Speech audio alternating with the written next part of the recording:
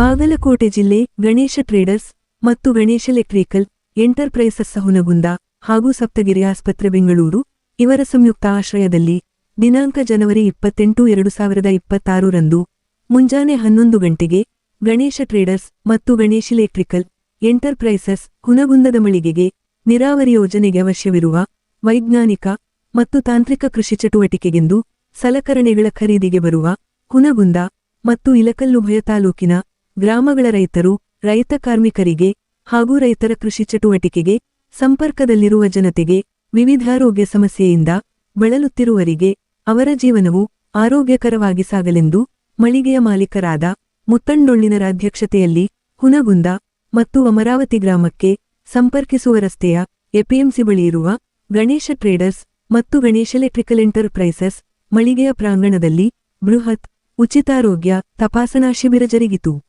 ಈ ಒಂದು ಬೃಹತ್ ಉಚಿತ ಆರೋಗ್ಯ ತಪಾಸಣಾ ಶಿಬಿರವನ್ನು ಉದ್ದೇಶಿಸಿ ನಿವೃತ್ತ ಕಾರ್ಯನಿರ್ವಾಹಕ ಅಭಿಯಂತರರಾದ ಎಸ್ ಡೊಳ್ಳಿನರು ಹಾಗೂ ಗಣೇಶ ಟ್ರೇಡರ್ಸ್ ಮತ್ತು ಎಲೆಕ್ಟ್ರಿಕಲ್ ಎಂಟರ್ಪ್ರೈಸಸ್ ಮಾಲೀಕರಾದ ಮುತ್ತಂಡೊಳ್ಳಿನರು ಮಾಧ್ಯಮ ಪ್ರತಿನಿಧಿಗಳೊಂದಿಗೆ ಮಾತನಾಡಿ, ಕಳೆದ 5 ವರ್ಷಗಳಿಂದ ತಮ್ಮ ಮಳಿಗೆಯಿಂದ ನೀರಾವರಿ ಯೋಜನೆಗೆ ಅವಶ್ಯವಿರುವ ವೈಜ್ಞಾನಿಕ ಮತ್ತು ತಾಂತ್ರಿಕ ಪರಿಕರಗಳು, ಉಪಕರಣಗಳು, ಸಲಕರಣೆಗಳು ಮಾರಾಟ ಮಾಡಲಾಗುತ್ತಿದೆ.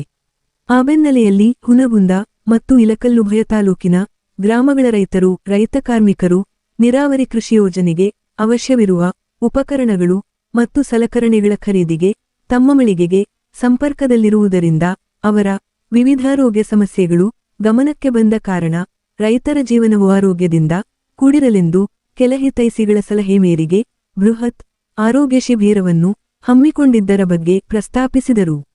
ನಂತರ ಈ ಒಂದು ಶಿಬಿರದಲ್ಲಿ 30 ವರ್ಷಗಳಿಂದ ಸ್ಥಾಪನೆಗೊಂಡ ಸಪ್ತಗಿರಿ ಆಸ್ಪತ್ರೆ ಬೆಂಗಳೂರು ಇಲ್ಲಿಂದ ನುರಿತ ತಜ್ಞ ವೈದ್ಯರ ತಂಡ ಮತ್ತು ಸಿಬ್ಬಂದಿಗಳು ಆಗಮಿಸಿದ್ದು ಹೃದಯ, ನರರೋಗ, ಮೂತ್ರಪಿಂಡಕಲ್ಲು ಹಾಗೂ ಕ್ಯಾನ್ಸರ್ ಸೇರಿದಂತೆ ಇತರೆ ಕಾಯಿಲೆಗಳಿಗೆ ತಪಾಸಣೆ ಮತ್ತು ಆಪ್ತಸಮಾಲೋಚನೆ ಜರುಗುತ್ತಿದ್ದು, ಸಾಮಾನ್ಯ ರೋಗಿಗಳಿಗೆ ಸ್ಥಳದಲ್ಲಿಯೇ ಚಿಕಿತ್ಸಾ ಮತ್ತು ಔಷಧೋಪಚಾರ ನಡೆಸಿ ಸಾಯಂಕಾಲದವರೆಗೆ 320 ಜನರ ಆರೋಗ್ಯ ತಪಾಸಣೆಯ ಉಪಕ್ರಮಗಳು ಕೈಗೊಂಡ ಬಗ್ಗೆ ಹಾಗೂ 48 ಜನರ ಶಸ್ತ್ರಚಿಕಿತ್ಸೆಗೆ ಒಳಗಾಗಿದ್ದು, ಇವರೊಂದಿಗೆ ಒಬ್ಬ ಸಹಾಯಕರನ್ನು ಜೊತೆಯೊಂದಿಗೆ ನಾಳೆಯ ದಿನದಂದು ಮತ್ತು ನಾಡಿದ್ದು ಒಂದು ಬಸ್ಸನ್ನು ಮಳಿಗೆಯ ಮಾಲೀಕರಾದ ಮುತ್ತಂಡೊಳ್ಳಿನರೇ ಬೆಂಗಳೂರು ಸಪ್ತಗಿರಿ ಆಸ್ಪತ್ರೆಗೆ ಕಳುಹಿಸುವ ವ್ಯವಸ್ಥೆ ಮಾಡಿದ್ದರ ಬಗ್ಗೆ ಮೌಖಿಕವಾಗಿ ಮಾಹಿತಿ ನೀಡಿದರು.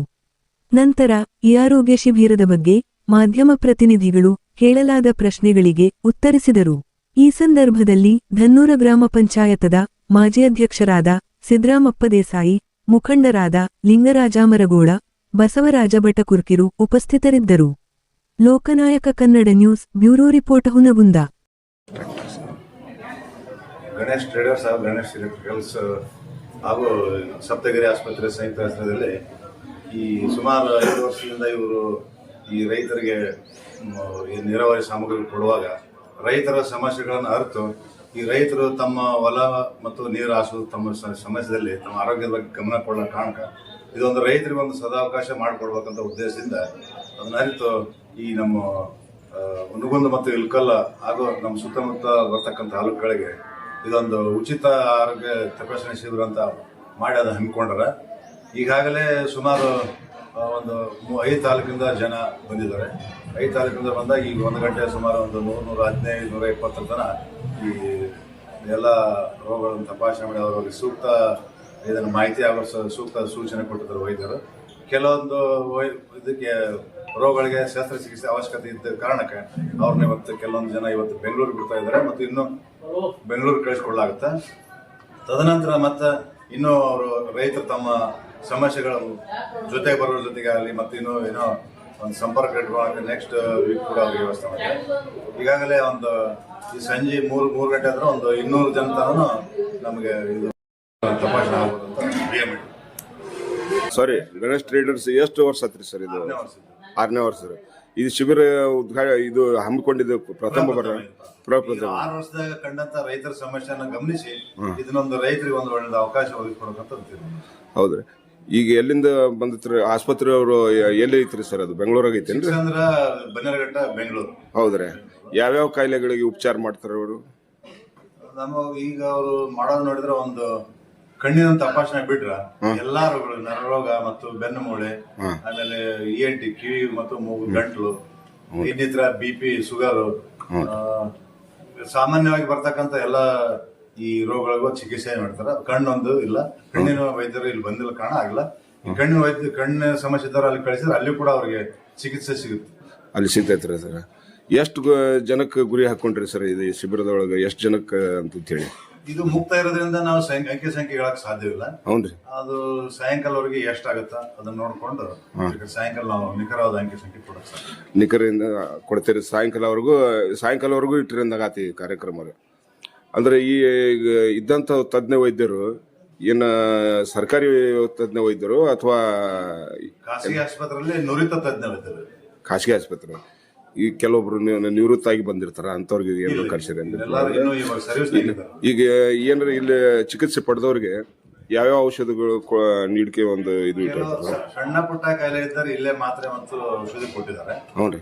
ಶಸ್ತ್ರ ಚಿಕಿತ್ಸೆ ಇದ್ದವರಿಗೆ ಅವ್ರಿಗೆ ಶಿಫಾರಸ್ ಮಾಡೈತೆ. ಬೆಂಗಳೂರಿಗೆ ಬಂದು ಅಲ್ಲಿ ತಪಾಸಣೆ ಒಳಪಟ್ಟು ಅವಶ್ಯಕತೆ ಇದ್ದ ಶಸ್ತ್ರಚಿಕಿತ್ಸೆ ಮಾಡಿಸ್ಕೊಂಡು ಹೇಳ್ತೇವೆ. ಎಷ್ಟು ಮಂದಿ ಬಂದಾರ ಸರ್ ಟೋಟಲಿ ಸಿಬ್ಬಂದಿಗಳವರು? ಇನ್ನೂ ಸಾಕಷ್ಟು. ವೈದ್ಯರು ಎಷ್ಟು ಮಂದಿ, ಸಿಬ್ಬಂದಿಗಳು ಎಷ್ಟು ಮಂದಿ ಬಂದಾರೆ? ವೈದ್ಯರು 8 ಜನ ವೈದ್ಯರು ಬಂದ್ರ.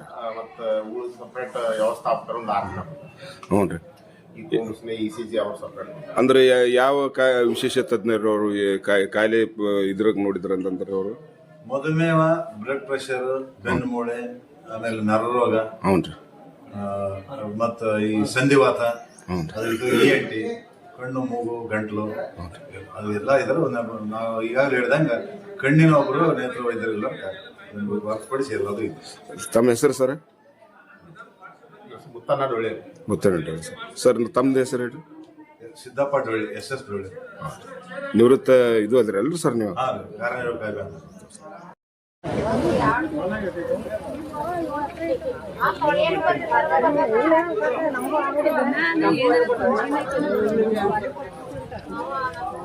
ಯಾಕಪ್ಪ ಯಾರನ